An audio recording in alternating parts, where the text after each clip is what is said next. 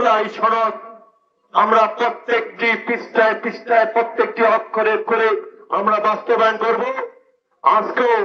আজকের এই 5ই আগস্টে সেই কথা আমি আবার উচ্চারণ করছি।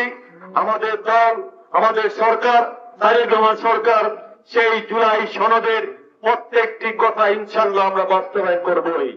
আজকে তাই বলতে চাই, আসুন আমরা ঐক্যবদ্ধ হয়ে ওই বিগত দিনে ফ্যাসিস্টরা যেন কোনোভাবেই আমাদের সুযোগ নিয়ে আমাদের মধ্যে অনৈক্য তৈরি করতে না পারে, এই বাংলাদেশকে বিভেদ তৈরি করতে না পারে, এবং বাংলাদেশ যে দ্বিতীয় স্বাধীনতা পেয়েছে সেই স্বাধীনতা যেন আমরা অক্ষুণ্ণ রাখতে পারি।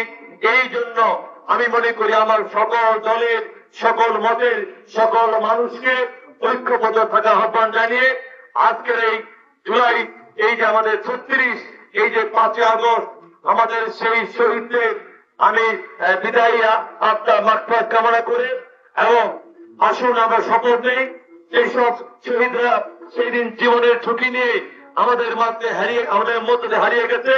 বিশেষ করে আমাদের পঞ্চগড় জেলায় পাঁচটি আমাদের সেই কৃতি সন্তান সেই দিন ঢাকা রাজপথে তারা একে একে সেই সময় ফ্যাসিস্টের গুলিতে তারা শহীদ হয়েছিল।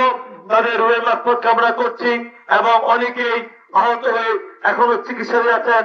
আমি মনে করব আসুন আমরা সকলের পাশে দাঁড়াই এবং শহীদদেরকে ধারণ করে আগামী দিনে একটি ঐক্যবদ্ধ বাংলাদেশ গড়ে তুলব। বাংলা কিউআর যেখানে নগদ পেমেন্ট সেখানে। সারা দেশে 10 লাখেরও বেশি মার্চেন্টে নগদে পেমেন্ট করুন খুব সহজে।